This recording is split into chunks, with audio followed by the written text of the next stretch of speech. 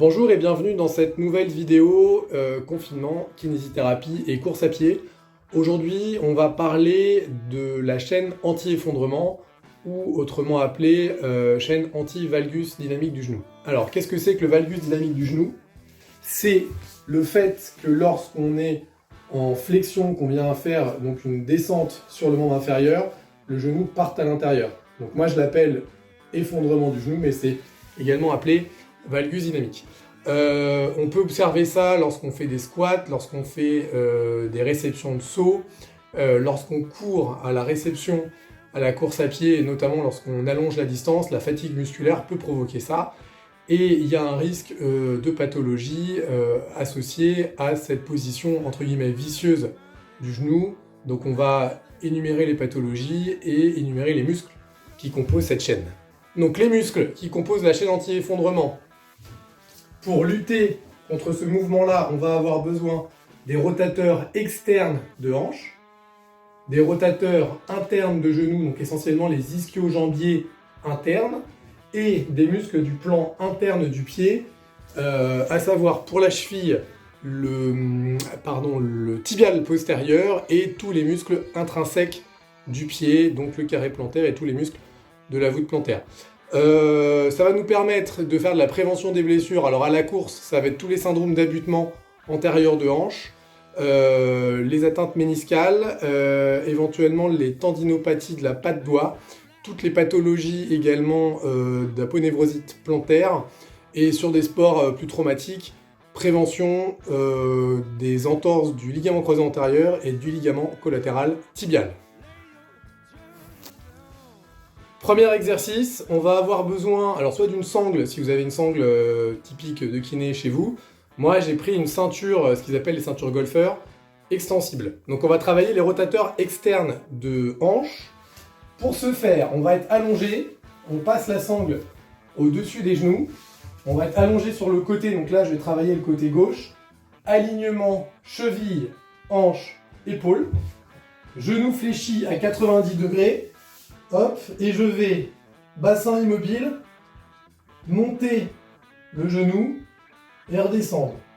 3 secondes à la montée, 3 secondes à la descente, 1, 2, 3, 1, 2, 3. Et on travaillera les deux côtés avec la même posologie. Deuxième exercice, les ischio-jambiers, et on va plutôt axer sur les ischio-jambiers internes. Donc, pont fessier à 45 degrés, toujours avec l'élastique. Donc je passe l'élastique que j'ai un peu resserré, enfin là c'est la ceinture, au-dessus des genoux, je m'allonge, hop, 45 degrés de flexion. Je viens donc aligner mes talons et mes hanches et tirer un petit peu les genoux à l'extérieur. Pas de manière exagérée, mais il faut qu'il y ait de la tension dans l'élastique. Et 3 secondes pour monter, 3 secondes pour descendre. Donc je fais travailler mes ischio-jambiers en pont fessier à 45 degrés en gardant un engagement, une tension dans l'élastique. Ce qui permet de recruter les ischios en axant un peu plus sur les ischios internes. Troisième exercice, le squat résisté. Donc on va faire des squats en mettant toujours l'élastique qui va ramener les genoux à l'intérieur et on va lutter contre ce retour, donc contre ce valgus. Donc, pied, largeur de bassin, orteil orienté vers l'avant. On met de la tension dans l'élastique pour avoir cet alignement pied, genou, hanche. C'est pas la peine d'aller au-delà, juste on garde l'alignement et on vient squatter. Et on fait bien attention à avoir les genoux qui ne se rapprochent pas. Et si je me mets de profil, à ne pas trop avancer les genoux. Donc c'est vraiment les fesses qui reculent pour que vos tibias restent relativement verticaux, qu'on n'avance pas trop. Parce que si on avance, on met de la contrainte sur les rotules. Donc voilà, le mouvement se fait plutôt comme ça, en gardant de la tension en permanence au niveau de l'élastique. Quatrième exercice, on va aller recruter le tibial postérieur, donc qui est sur le plan interne de cheville. Il nous faut un sac et des pots additionnels. Donc là j'ai pris 2 pots de confiture, donc ça va nous faire à peu près 600 grammes de 600-700 grammes de charge. Toujours pareil, tester à petit poids, puis augmenter progressivement.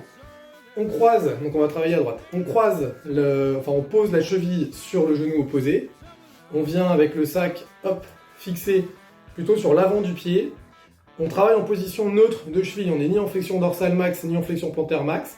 Et on va venir monter les orteils vers le plafond. Et on redescend doucement. J'insiste bien sur le fait de travailler lentement à la descente en excentrique. Donc concentrique à la montée et excentrique à la descente. Alors l'exercice suivant, c'est un exercice de mobilité qui va préparer le dernier exercice de travail du pied. On va faire de la mobilité du médio-pied. Alors, on vient mettre son pied droit là en avant. Vous allez très légèrement fléchir le genou pour pouvoir décoller le talon. Et dans cette position, vous allez, sans bouger les orteils, emmener le genou vers l'extérieur pour emmener le talon à l'intérieur, puis emmener le genou à l'intérieur pour emmener le talon à l'extérieur. On va creuser la voûte plantaire, l'aplatir, creuser, aplatir. Et c'est un exercice de mobilité qui va permettre d'effectuer ensuite le travail musculaire des intrinsèques du pied. Faites attention à ne pas trop décoller le talon. Vous voyez, cette position-là suffit. Et enfin, donc dernier exercice, après avoir bien mobilisé votre médio-pied, on va faire travailler les intrinsèques du pied. Donc, on va marcher. Ce que vous faites, c'est que vous allez poser votre pied, légèrement orienté vers l'intérieur, genou fléchi, réaxer le talon, hop, et poser le talon. Je pose mon pied à l'intérieur, je réaxe mon genou, mon talon, et j'avance. Hop, tac. Donc vous voyez, plus j'avance, plus vous allez voir l'influence sur le pied. Tac. Et si je me mets de profil, vous allez voir ce que ça fait. Pied à l'intérieur, je réaxe et je pose. Donc vous voyez là que la voûte, elle est creusée et donc que c'est un moyen de stimuler tous les muscles de la voûte plantaire pour avoir un pied plus ferme, plus fort et une meilleure stabilité. Donc voilà pour le renforcement de la chaîne anti-effondrement, rotateur externe de hanche, rotateur interne de genou, squat résisté, tibial postérieur, intrinsèque du pied. Donc il y a 5 exercices. Je vais vous mettre dans le descriptif en dessous la posologie des exercices. Et puis vous pouvez très bien intégrer ces exercices dans votre programme habituel, en mettre certains et pas d'autres. Si vous sentez que vous avez un point faible au niveau plutôt de la hanche, travaillez les exercices de hanche. Si c'est le pied, travaillez plutôt les exercices de pied. C'est pas obligatoire de faire tous les exercices de manière très biblique, les uns après les autres. A très bientôt, merci d'être si nombreux et bonne continuation dans ce confinement. Bon courage à tous.